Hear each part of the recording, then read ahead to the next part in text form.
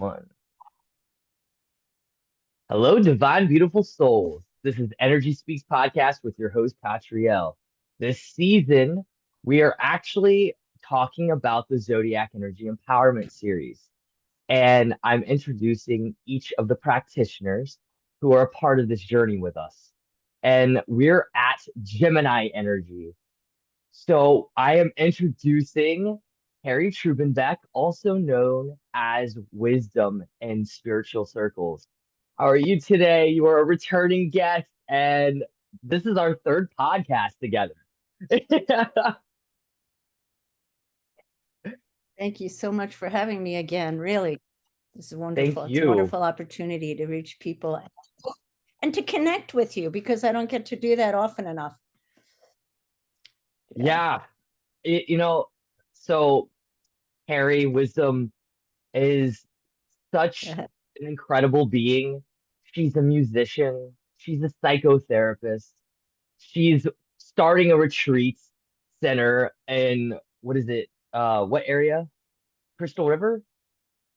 In Crystal River in Florida, Crystal River, Citrus County. And she's traveled the world, been to many countries, knows several languages. I mean, we went to Shasta together. We have an entire podcast about our adventures through Shasta. She is incredible. Like, where do we start is the Thank you. question. I will say, wow, when I listen to you, Mhm. go There's a ahead. little bit of a lag. I'm sorry. It's okay. So oh my goodness. I had a project last year with you introducing your music to the world. Um and it was such an incredible process. Because what we really got to do is take time with the photos from your journeys around the world and integrate them to your music, like pair them to your music on YouTube.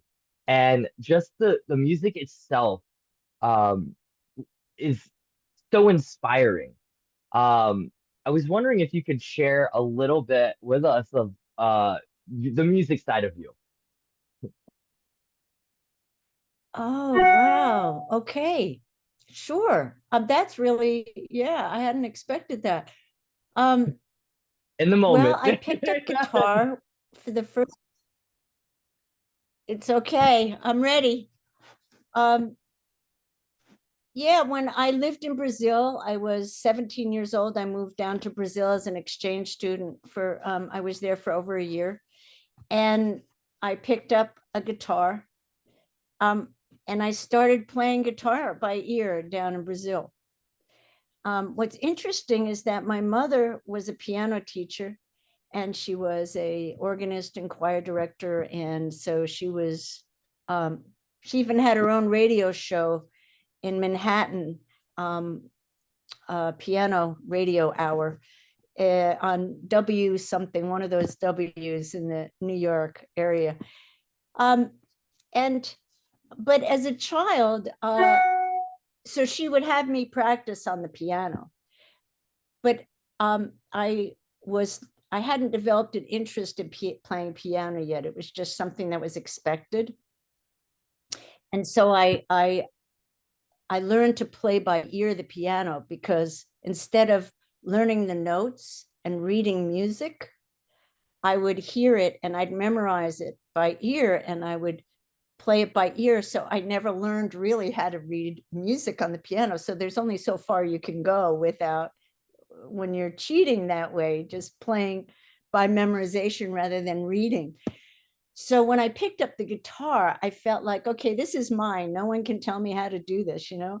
And so I just started creating songs on the guitar. And that's how I learned the guitar, was creating songs. I'd find a position on the guitar and I love the sound because auditorily it would just be real pretty to me and I would just follow that.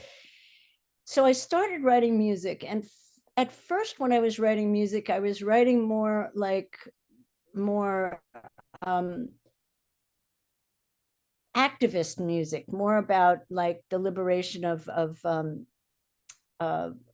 lesbian and gay love, to be, you know, writing music for lesbian and gay people. And then I moved into spirituality, and then it became all about just spirit and love and the spiritual qualities. So surrendering, you know, it was really, the music is about my journey into my spiritual transformation and learning. And so I started playing at temples and spiritual centers in California and some outside of California. And they would have me come in and play my music, and I was paid for that. And I just loved it. So I did it out of love. I never planned to necessarily make a full-time career with it. I don't think I had enough confidence at the time to do that. And I was quite content to just go to different places and play and connect with people spiritually through the music. Wow. So that's my story. You know, well, I have a couple questions because uh essentially you spoke about how you learned the piano by ear, and like, did you ever equivalent that to like your spiritual senses?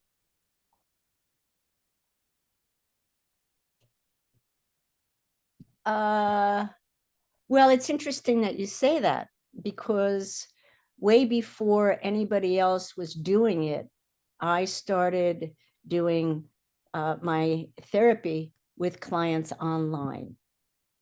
And I started before Zoom, I started with the phone. And what I found was that I had an auditory gift, that I could actually even better perceive someone's emotions and where they were at by not seeing them. Because Makes when a you lot. just listen to what someone's saying, you hear their all the cadence, the voice comes through pure as what's really going on inside. Mm, So you can't mask sadness. Even if you put a smile on your face, you can distract someone from seeing the sadness with a smile if someone is visually oriented. So they'll see the smile and they'll say, oh, person's happy. But that's not what I pick up on. mm. I pick up on what they say, not what they appear as. And so what I found was that I was able to do really good therapy, just as, if not better, on the phone than in person, because I didn't have all the distractions that Mm. people give you when they're not ready to go deeper. I love So that. we can get distracted with their distraction. Yeah. So yeah, I ended up having an auditory gift that I didn't realize I had, but I didn't realize I had it not through music. I never saw it as through music, because I always felt that I was cheating because I didn't learn the sheet music. I was cheating, right? Because Yeah. I picked up my mother's belief system. She doesn't understand how I can do music with my ear without reading. She doesn't understand that. And so I thought, well, I guess because she's she's the professional. So I didn't realize I had this gift until I was using it in therapy, You know, it's interesting. because I can I pick can, up on stuff I'm not even talking about. But go ahead. oh, sorry. No, I can definitely relate. When I was singing in the choir at my temple, at my synagogue, um, I noticed that it was more difficult for me to have something in front of my face, like the sheet music. I didn't want to go there. It took me away from my connection. And when I would just like just Yes. listen, it would take me to a completely different world, and I could harmonize better. I wouldn't be in my head. Right. Amen, brother. That's exactly what would happen. As soon as my mother would try to teach me about music, I would go into my head and it wouldn't be fun anymore. It just, Wow. it wouldn't be fun. There's no creativity in it. It became all mental. And for me, the creativity in music, what really turned me on was exploring the different sounds and then putting words to the feelings of those sounds and Hmm. doing it all organically. As soon as I go into my head with music, I no longer enjoy music. So it's just not the way that I do music. And I can Hmm. appreciate, we all need, and this is the beauty of it. We all need to recognize our uniqueness. And back when I was growing up, it was about everybody being the same. There was a lot of pressure for everybody to be the same. This was post World War II. It was in the 60s. We were all supposed to be the same. And anyway, I love what's going on now, where I really I feel the difference that people are becoming more tolerant for differences and less fear-based around people being different from themselves. And Yeah. that's such a wonderful thing, because when you look at the diversity of nature, you see godly diversity. We're trying to like humanly just make everybody into the sameness so we could control them all, or so we could all be controlled.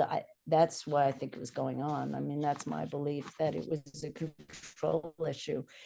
But now that we're all coming out of wherever we've been and rising up and evolving and growing and changing, and there's a tolerance for differences now that was never there before. It's beautiful. I love that. Like, as I think about the planetaries, we just had, you know, Pluto, the planet of transformation, come into Aquarius, and Aquarius is the unique one. It really is the unique energy. There's not like you're not supposed to be the same. And I think as a world, um, we are creating that uniqueness. And it's beautiful to see because I feel like even though it's Aquarius is all about one heart, it doesn't lack the individuality. And we still need to remember to always be our unique self. I remember being in high school, and you know how they had the senior superlatives, and you would get like Jacob, the leader of the class, or like um Bonnie, the beautiful one, or I got unique, and I was like, are you telling me I'm weird? And then Yeah, you know what? right. That's right. That's right. Right. And then I actually was thinking about this yesterday, how absolutely, like, I'm so excited the fact that I got unique, because I've always been someone who always took whatever path guided me, you know? And I'm very grateful for having that spirit inside of myself, because you know for what we're about to create together in this world, or as we are creating, I should say, we need that uniqueness, um everybody's uniqueness. And uh Yeah. and also I'm learning, I will say, from the Gemini energy right now. So the Gemini teacher is a Gemini. Not every class is set up that way, but but I will say, you just expressed to me, um, you know, a different side that I haven't really thought about before. When I think about Gemini, I think about thoughts, communication, um, talkative, uh, ideas. But the missing piece for me that I completely overlooked, that was so important, is the listening. Because that the Mm. twins, the Gemini, yes, it does talk. The other one has to listen. The other one talks. The other one has to listen. It's a key receiving piece. So I want to say thank That's you right. That's right. for highlighting that so organically. Mm, And on that note, I also yeah. wanted to go a little bit deeper into your life as a psychotherapist. Ah, okay. Yeah, well, um, let me just say that in this new time that I look back now and I see how archaic the educational system has been, including in the field of psychology. When I went to a Jungian institute, which at least incorporated mind, body, spirit, because in traditional, or if you went into transformational psychology, that's another one. But the majority of people that go into therapy, that go to state school systems, the universities, they are being taught in very archaic ways. Still the Freudian mind and body, but leave the spirit out because we don't want to talk about God in a session. Or whatever that is, or universe or source. I use the word God, but I know a lot of people aren't comfortable with it, and I'm okay using banana if that's what your source is, or whatever, where you get your strength. I don't really care what word you use, whatever you want to call it. And I understand that for a lot of people, the word God used by churches has just turned them off to that word. Totally, tripping, the shame, all of that. And I'm good. I'm flexible. I can switch, from God to source to universe to anywhere. Energy speaks. God speaks, energy speaks. Amen. So anyway, I was taught the traditional way, but in undergraduate, but then in graduate school, Jung was, again, had more of a spiritual component allowance in his practice. And it was the first time that a psychoanalyst was introducing the idea that spirit is part of what we are. So I was fortunate that way. Most therapy, I feel, it's more of, I guess the therapy that most aligned with me was cognitive therapy, because you change your thinking, you change your life. Our thinking is what we end up perceiving. So if we think a certain way, if we think negatively, we're going to perceive life in a negative way. So whatever we think about, we bring about. Great. And so for me, it ends up more in a spiritual realm. Most of what I do now is not traditional psychology at all. It's really based in spirit, because there are universal laws governing the universe, is plural, that if we understand them and we understand what those laws are, those principles, they're never in the particular. And what I mean by that is that it never just happens in one area.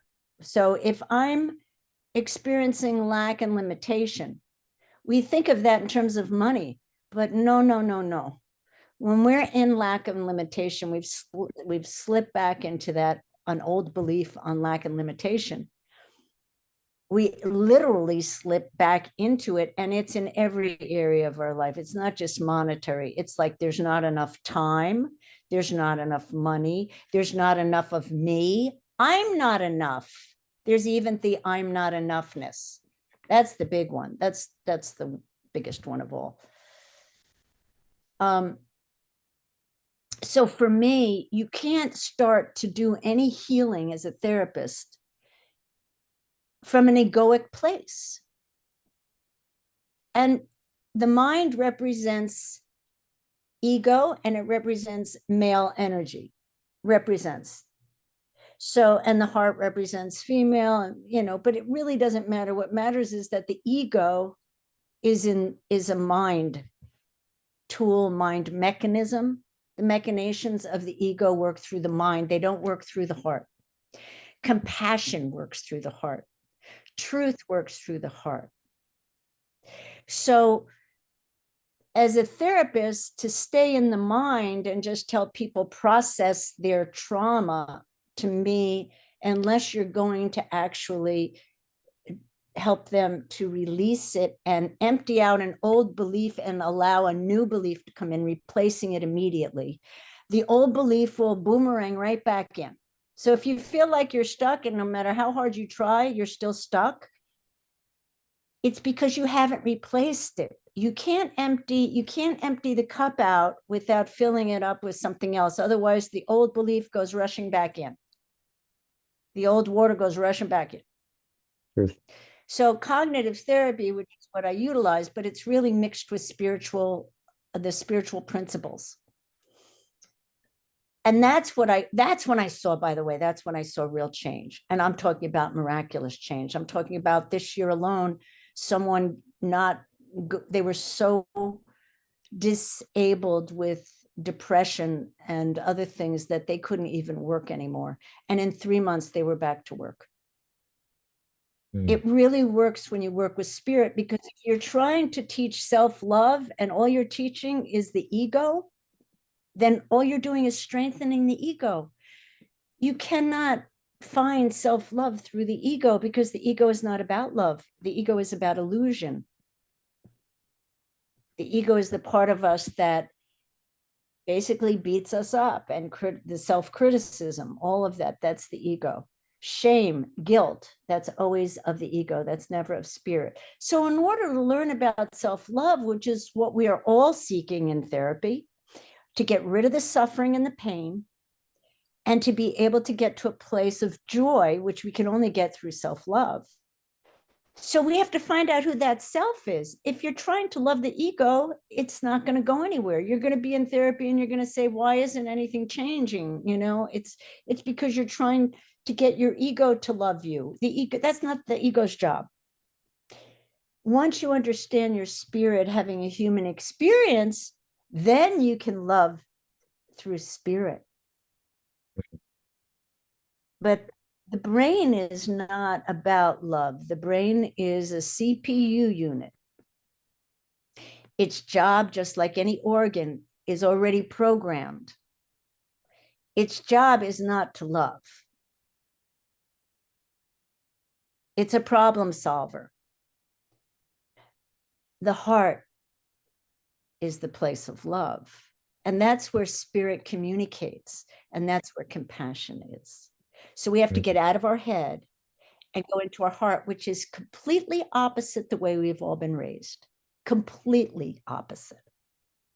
So when I go to think, I literally have to bring my thoughts down into my heart space and start breathing, stop the thinking, and allow the communication from spirit to enter into that space. And then it will go up to the brain. So we communicate through the heart to the brain rather than through the brain to the heart. So that's the therapy I do now. I love that. And you mentioned something. So I was actually a psychology student. I went to St. Petersburg College. I had a beautiful experience. It saved my life, like going that path.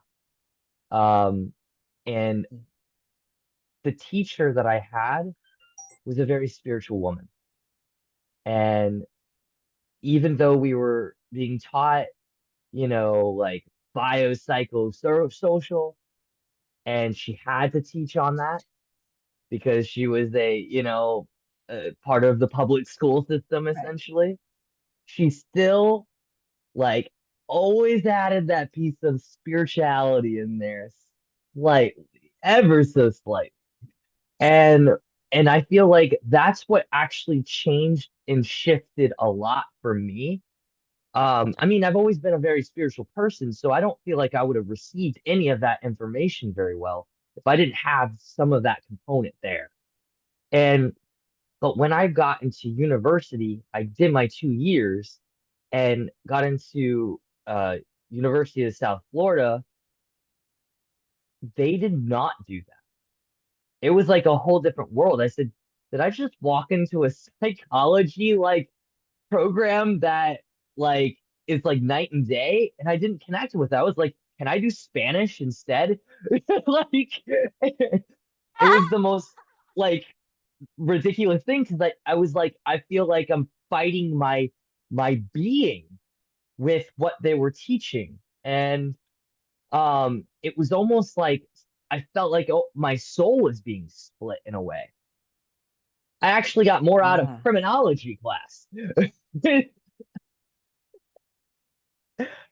But Yeah. you know, it and that's the thing is like also with that, it's like know who your teachers are and and be mindful of that because you know, I was put into a situation at my other school, you know, at St. Pete College to recognize that this feels right and this other path does not feel right in.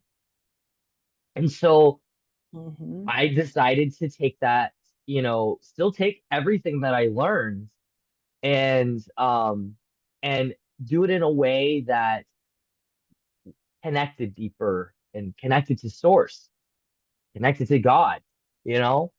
And because like we have that holy spark inside of us, how could we even think we could, I don't know, it just doesn't make any sense to me. So I'm really glad you addressed the, you know, what's going on in the educational system. And I'm setting the intention that we awaken to that so that we can shift and change and come into Yes. the heart, that heart into the brain. Uh, like it's such a Yep. important piece.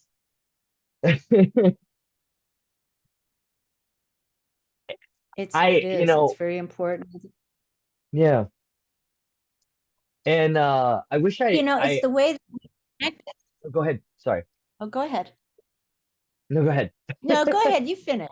Oh, No, you. what I No, was gonna you. what I was gonna say is I had no idea about the Jungian Institute. Um I if I'd have known about, you know, something like that, I think it would have like completely changed my outlook on so many things. So I'm so glad they have Yeah. that um like because I really do feel like that is the way things are going, you know, moving forward. Ab- We we cannot Yeah. survive in society without going higher. We're we're we're in these revolutionary energies of going to the next frequency. That Yes. that other stuff is like the bottom lower chakras that is not even trying to connect to the heart, you know? Right. Yes. Yes. Yeah. Yeah. Please go on with what you're going to say. Oh, I was just thinking, well, it's just that, okay, so the state universities, the big guys, then the Yales and for they're about research. Hmm, And so it's a lot more of it's more of a science approach rather than a human approach. hmm, Um, so the private schools, for those that are interested in psychology, in terms of helping people to um, integrate, because we've all had trauma. We are all going through this change from old beliefs into new beliefs. It's going to require integration from all of us, regardless of where we're at. yeah. And that integration piece is not going to be something that a research, that kind of psychology is going to be helpful to people. It might be helpful to the scientists, but the kind of therapy that really reaches people is a kind of psychology, I believe, that creates connection through compassion. Agreed. Although I will say this, I feel like we need to start thinking outside the box and Yeah. change the science. We need to start asking better questions. We need to start doing different types of Yes. research because now here's an interesting little thing that happened to me. I went to soul school, with Alasa, connected with like past life regression, different things like that. Now, at that, I had I don't go to a therapist anymore, but I had for a very, very long time. I did 10 years with the same therapist, and then we got to a point where we're Wow. both growing. And, and I didn't necessarily I outgrew my therapist essentially. And she outgrew me. Like That, she moved to that's fair. Colorado. And then it was and that's if you're doing therapy right, that's a good thing, And it took me 10 years though. Right. I'm judging, sorry.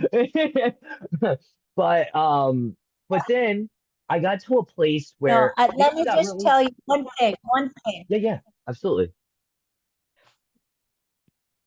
10 years is pretty good. Okay. It's good because, no, seriously, I'm serious. Because Yeah. most people, they quit before they even get there. Mm, A lot of people quit before they even get there. The point is that time is a human construct anyway. It mm, doesn't really matter how long it takes you. The only thing that matters is that you wanted to heal and get to a place where you could grow past where you were, and you got there.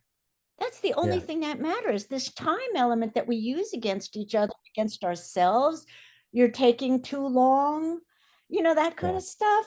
It's just more negative pressure on ourselves because yeah. we want to go as fast as the slowest part of us needs to go. We want to Mm, go as fast as the slowest part of us needs to go. I love that. Right? Thank you. So it doesn't matter. Yeah, Yeah. well, You did I'm glad I said it because I feel like myself needed to hear that and anyone else who's listening right now. And so, coming from that like 10 years of really deep work, I mean, God, we'd be here for hours talking about that.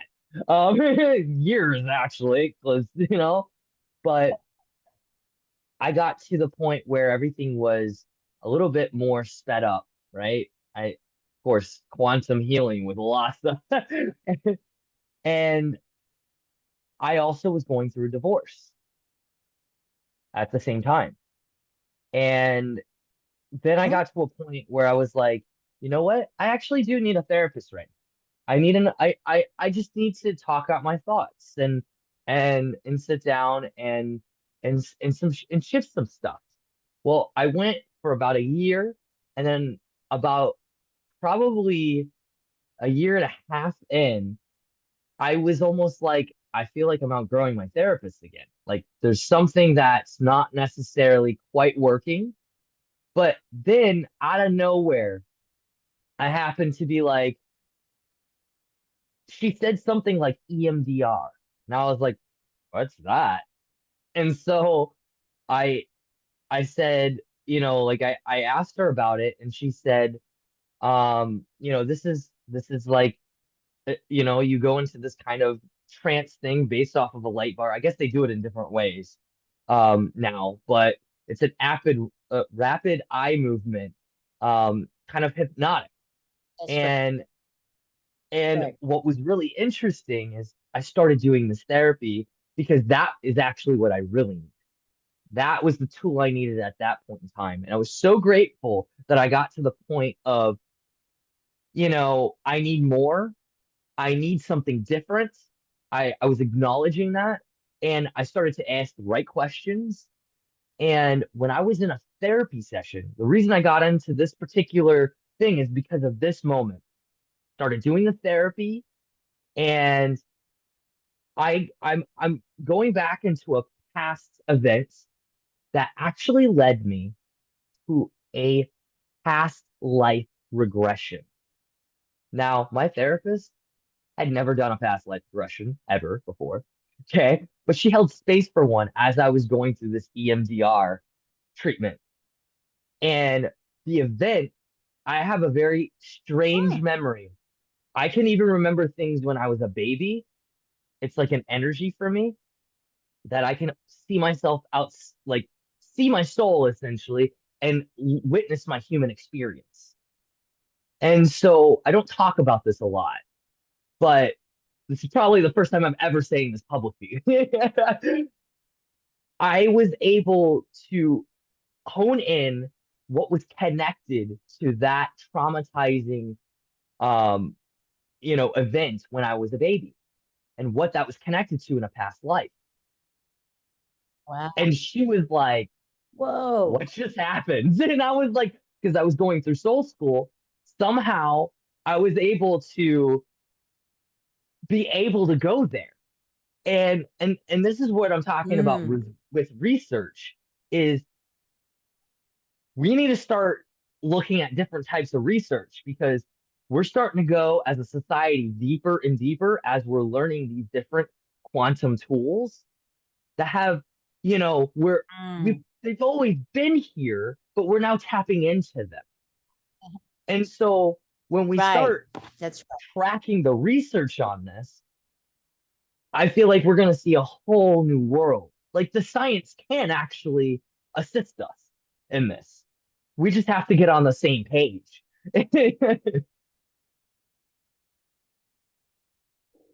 It's true. It can be integrated. And, there are a lot of people out there now on YouTube that are doing that are spiritual scientists. They're proving spirituality through science, that they're merging Right. finally, the science and is finally catching up with some of the, some of the things that have been put out there. And it's because we're moving from plain physics, which is more of a, chemical, mechanical physics, into quantum physics, which is completely different. Yeah. Now we're Completely, connecting with right? alchemy. So yeah,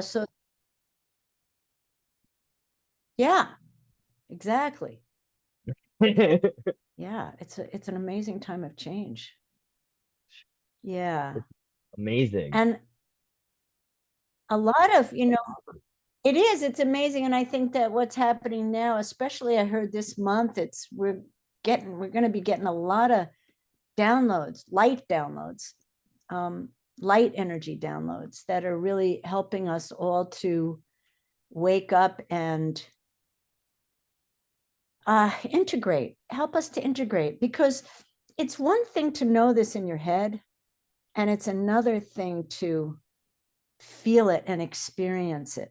That's why feelings are sacred. They're sacred gifts. And let me give you an example. What I mean by that is that, take love. Now, love is just pure God source energy. We can't control it. We can't claim it. We can't hold on to it. We can't manufacture it. We can't buy it. We can't sell it. Basically, free gift comes through in us, as us, with us, for us. And when we're loving someone, the truth is that that love of spirit is coming through us and projected onto that person, and we're seeing it as ours, but it isn't. It's pure source energy that we're experiencing. because we never own it. We are it. We are love. It's not what you do. It's not what you become. It's not, we just are. So the only thing we can do is claim it for ourselves. And the more we move away from, you're a sinner, you're bad by nature, and you're a sinner, and we move away from that whole, I call it a whole myth. It's a whole myth in my mind. But when we move away from that and we claim it as who we are, that's completely different in how you're going to walk each step of the way in your life, whenever you're able to maintain that identity as love, rather than all the other identities that we take on, suffering, whatever it is. But the thing is that here's the truth of all this, is that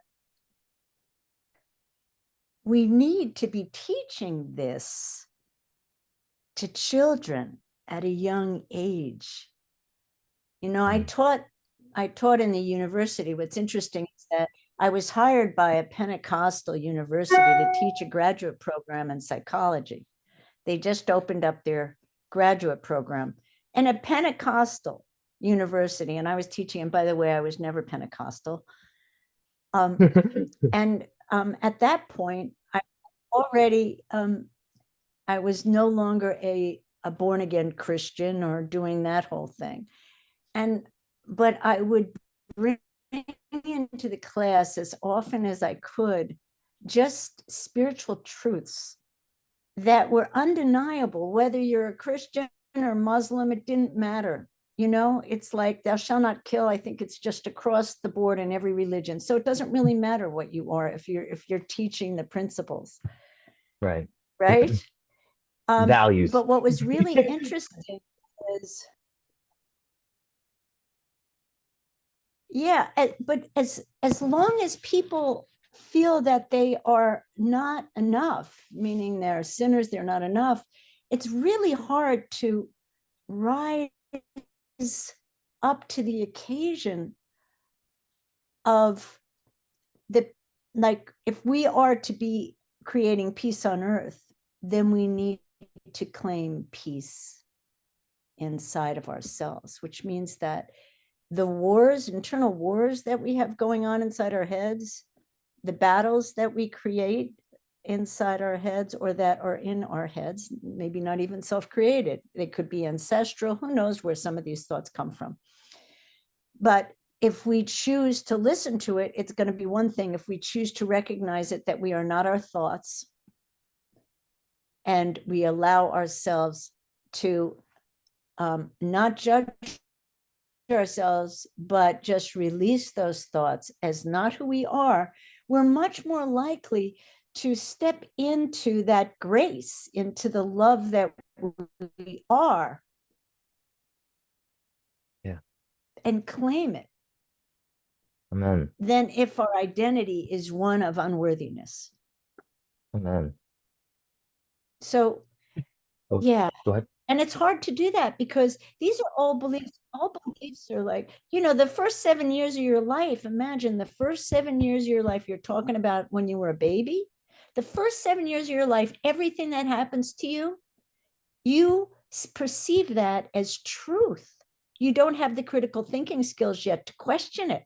So it comes in as truth, straight in. So you're looking around this world, and for 7 years, everything you see that as truth. Now we're being asked to question all that. It's huge. It's huge because that isn't who we are. Right.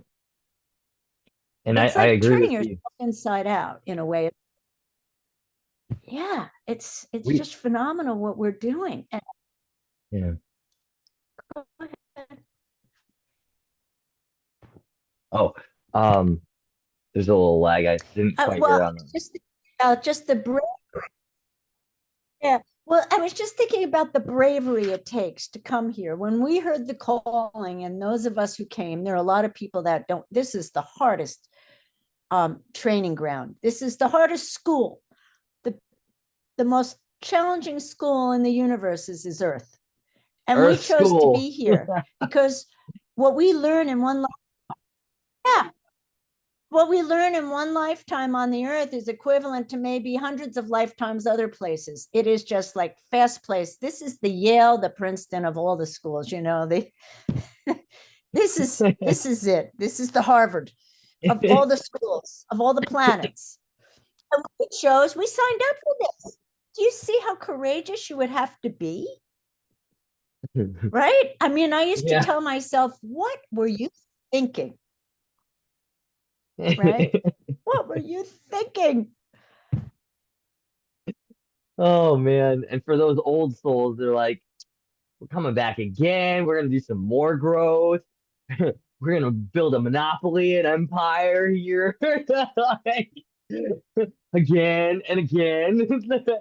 But hopefully out of this journey, we actually, connect with our wisdom, and help tremendous amount of souls here, And yeah, uh, shifting gears a little bit, to frame this a little bit, um, our class is compassionate communication. I would love to share with our listeners and our viewers a little bit more about what exactly are we going to be addressing. And I feel like we spoke about a lot of it, but I want to frame it a little bit, put a little bow on it energetically.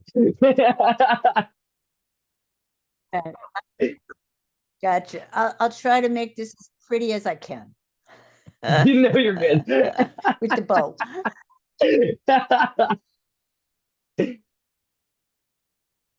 Right. So, okay. So it's really about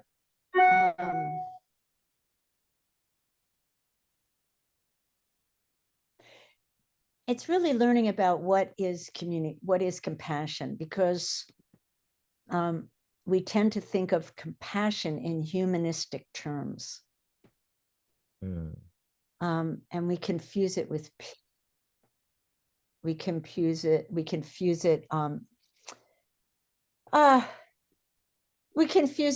with a lot of different feelings. We think if we're being compassionate, we're being sympathetic. That's really not what compassion was spiritually meant as. The terminology that is really more correct is if we take the word apart, and the word passion is with, and passion is with heart. So it's about really connecting through the heart. So we have touched on it, but how do you do it? And certainly the way that we communicate is really important. But it's also, we have to look at what is compassion comprised of, and how do we develop it? Is it something that's innate, or is it something that we have to develop? Is it something that people have different amounts of? Is it something that some people have and others don't? It does appear that the older souls appear to have an easier time with compassion. I think older souls are more, they've been around the block a lot more. And then there are the ancient ones. And when you've been around enough, you start to recognize that suffering, you can't really have compassion without suffering, but they're also not the same. So we all suffer in this life when we come here. Without the suffering, I truly believe we would not have the growth that we have. Suffering has a place, a use for it. It's not just a random experience. It creates growth. But do you have to have suffering to grow? No. So it's a yes and no. It's a lot more complex. You don't need suffering to grow. You can grow because you want to grow.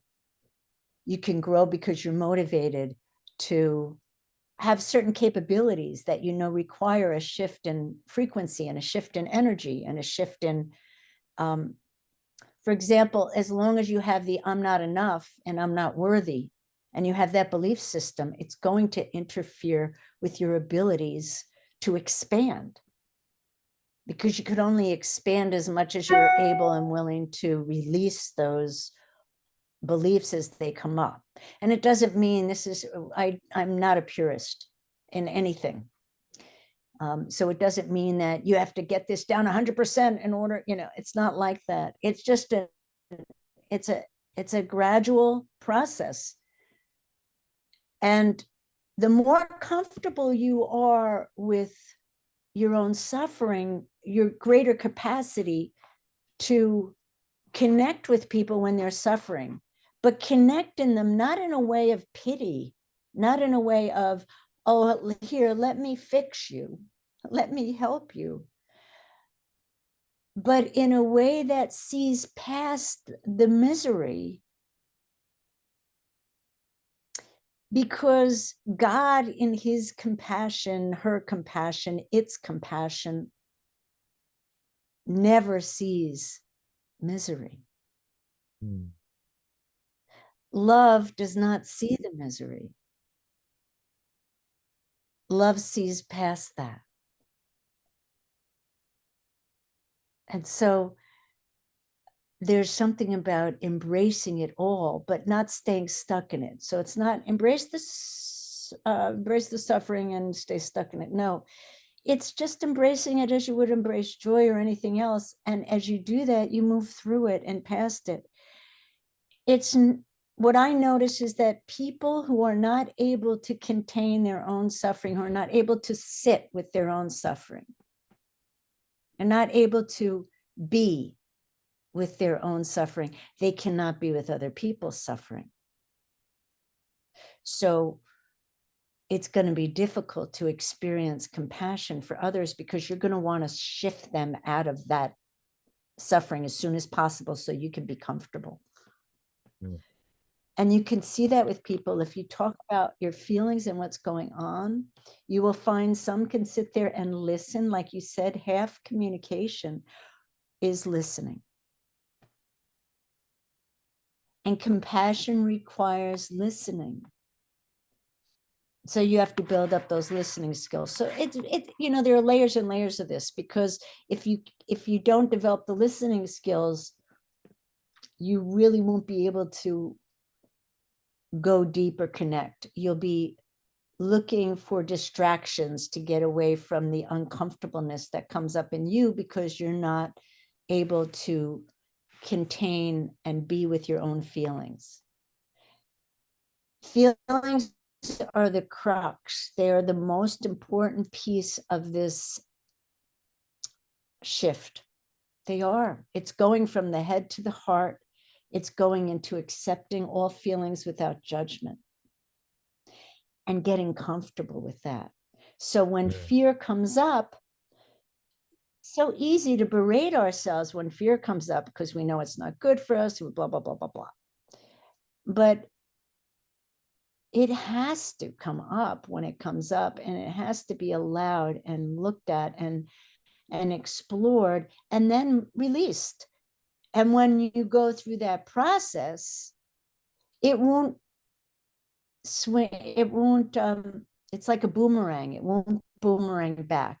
Every time we suppress or repress our emotions, what ends up happening is that they just boomerang back on us, or they just stay on a cellular level, and they're impacting you, cause and effect all the time, and you're not even aware of it. So what I do is I try to help people be aware of the feelings, what they mean, how to deal with your feelings. I mean, we should be teaching children how to handle what compassion is from day one, because it's through, we need compassion in order to deal with our suffering. And we're all going to suffer if we come here. So how come we're not teaching our children how to deal with suffering as not as something to run from, but as something to learn how to sit with and just allow, and then it will pass through. I love that. Its resistance persists. What we resist persists. So if we resist our discomfort, if we resist any feelings, whether it's fear, whether it's sadness, suffering, it doesn't matter what it is. If we resist it, it's going to persist. So what's the solution? The solution is meeting life on life's terms, not on yours or mine. We cannot control anything past our nose. And when I try to, it's just, I get reminded of what I can't control. The only thing we get to control is what's within. Yep, that is truth. And until we do that, we're suffering because we're going to keep trying to get life to be on our terms. I mean, it's a natural thing we want to do as humans. We want to control life. And life is to be control, but we lived, can't, not to be or we controlled. cannot. Sorry, we can't control, but we can influence. And that's, Yes. it's huge, you know? It's like, as I feel like this is going to be a very powerful class because it's really, really delving into what our world really needs right now. And because compassion, as you know, so beautifully put, um, it really feels there's a lot of lack of that, you know?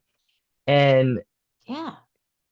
and so when we can bring opportunities like this to address it, um, I, this whole time, my mentor from the beyond, both of them, keep screaming at me to share something from the Aura Soma in regards to compassion. So I'm just gonna do it because I'm not gonna argue.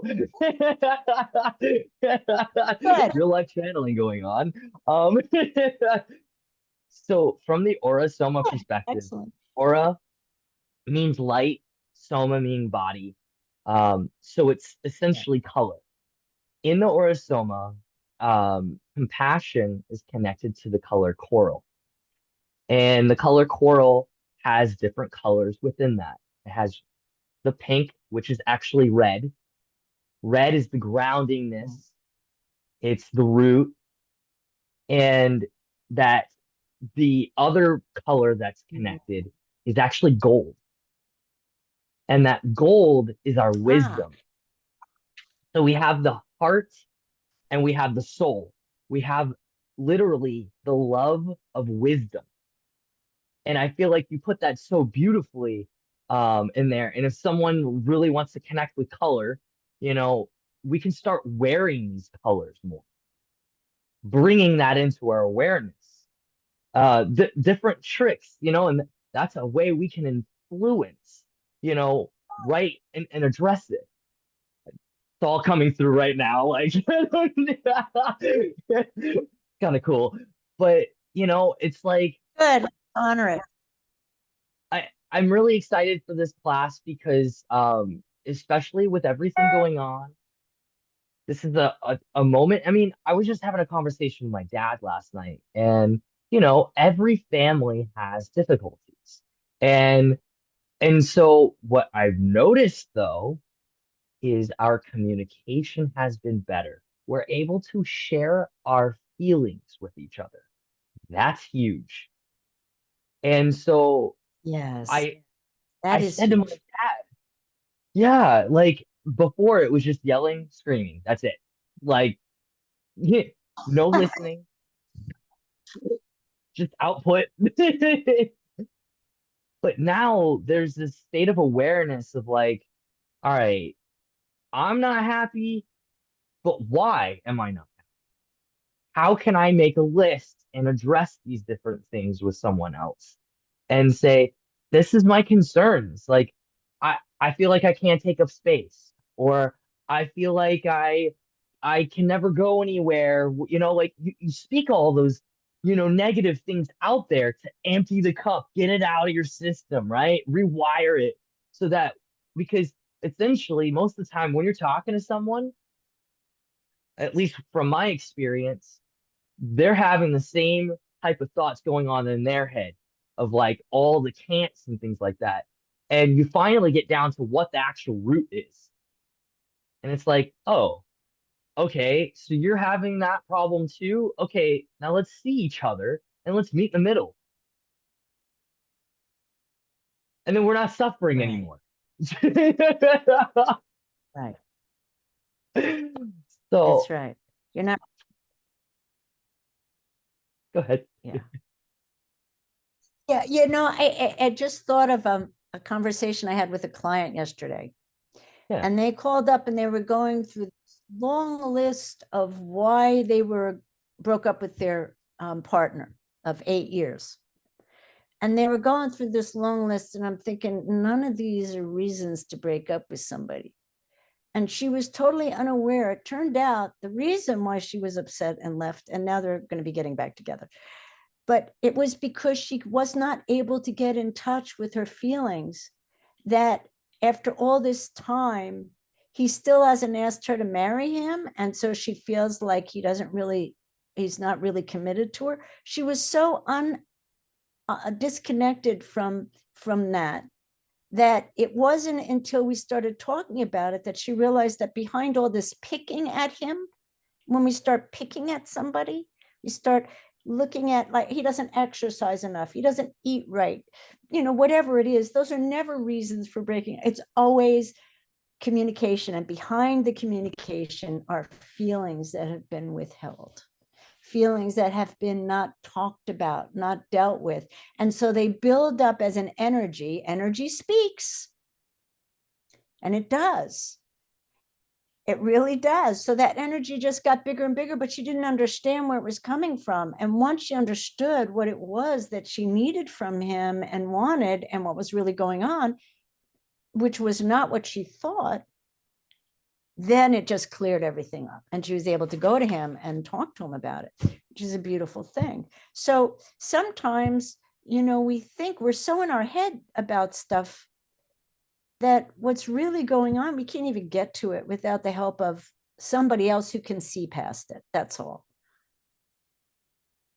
And so And I just because feelings are always, yeah, yeah.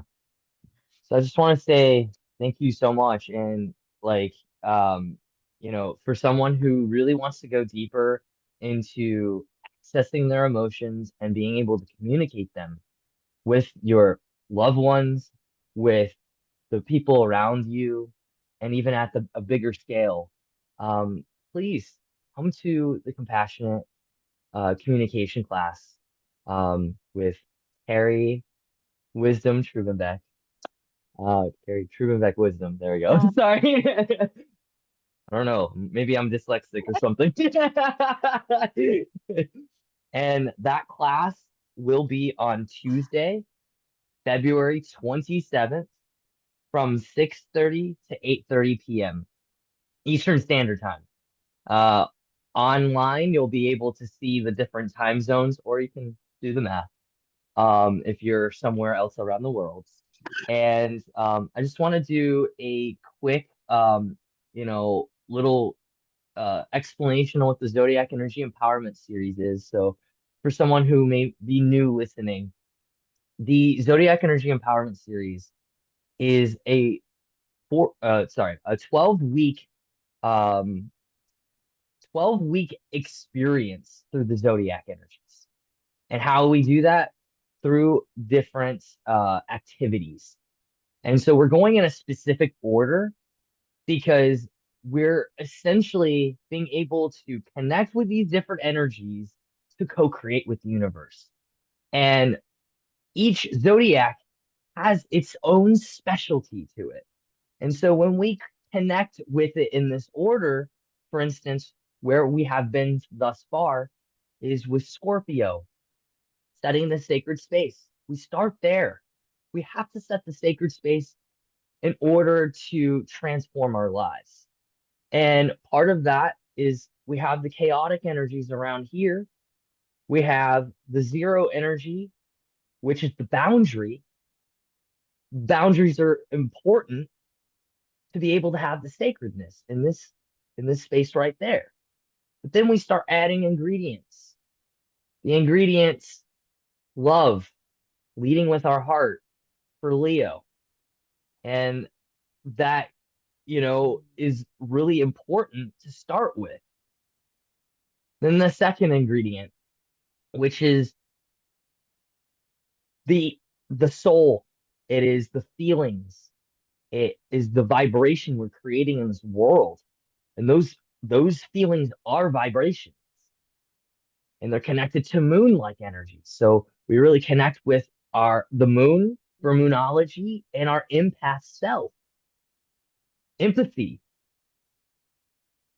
And then we add in the ingredient of Sagittarius, which is connected to our stories we tell, the belief system, and our allowing ourselves to expand. And then the fourth ingredient is about our uniqueness. It's about shifting our frequency, shaking shift up. And, we have to get outside our comfort zone so we can actually level up for growth. And then we come into this beautiful Gemini Right. energy. We finally communicated out to the earth, to the universe, to the ones we love. Because if we didn't have that first, we'd be like just word vomit. And so we're going through this series to build ourselves up and do things in a new way and a sequential way for those who like systems, but also, these are very impactful activities and they're fun. So we're going to have a little fun with this as well and meet new people. So if you're interested, head on over to energyspeaksbycatriel.com. You'll be able to discover two pathways, the online version or the in-person version. And you can come to both or one or the other. Who cares? Like, hey, we can jump in between and have lots of fun. You'll have lots of Yes. different beings you can connect with in different ways. And essentially, sorry, my earpiece was going out. We can also track our journey as well. Uh, through the Zodiac Energy Empowerment Series Journal for 2024. And this is a huge tool. This is a tool that you can buy on Amazon for $22, and it has your schedule for all the classes, what the series is all about, and it has questions to directly connect with each class. And yes, we have 7 questions that overlap for every single class because we're connecting them with the chakra system. But then we go a little bit deeper into what we actually experienced. And so I created questions really going into what we're going to be experiencing in this class. And I've been using it thus far. We're about to approach the week of Cancer. So we've just done 2 weeks. And it's been really impactful to put down on paper what's in here. And, I've been lately going through other journals I've had in the past, and I stopped journaling for a good like 2 years. And I noticed how impactful it was to actually journal. And so I'm very grateful to be able to have made this journal, and hopefully it will be a great tool for you at home. And again, on that website, energyspeaksbycatriel.com, you can check out our practitioners, how you can connect with them, and what's your best way of connection.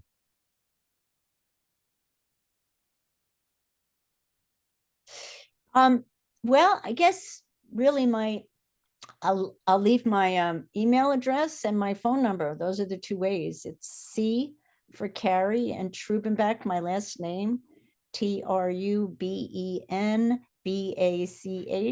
@gmail.com. So it's basically first initial of my first name with last name @gmail.com. My telephone number, and that's where it's really the best if you want to have either a session or just call me up and talk to me about anything. The number is 727-953-2250. I also have about 3 acres of land up here in Crystal River, and I'm going to be starting my first retreat in April. So the land will be open for retreats. If you have a group of people that you want to have a retreat on some beautiful land right near Lake Rousseau for kayaking and manatees in Crystal River, whatever. Yeah, it's got a lot going on. Rainbow River's just up the road. So it's really a beautiful place to come. Wow. Yeah. And Thank you for having me, by the way. It's been a blast. this has been amazing. It is. It's really I I never know what way the direction of our conversation is going to go, but every single time it's such a beautiful journey. Yes. Yes, it is. And Yeah. I'll have to have you back to talk more about your retreat center. We just didn't have enough time today, but at least we know Oh, about that's it. And okay. Mhm. Yeah. Yeah, I'm excited about getting this out to people I know. So yeah, that's going to be fun. Having everybody see this would be great. Thank you so much, Carrie, for coming on here and taking your time, which is our most valuable tool in this lifetime, and just being here with us and sharing your heart. Thank you. Thank you. And, and I want to say thank you, all divine, beautiful souls, for tuning in to Energy Speaks podcast. It doesn't work without others out there listening and sharing this beautiful wisdom that comes on through this sacred space out with others. So if you could hit the share button and bless someone today. And that is today's podcast for Gemini for the Zodiac Energy Yay. Empowerment Series. Love you all, divine, beautiful souls. Have a great day.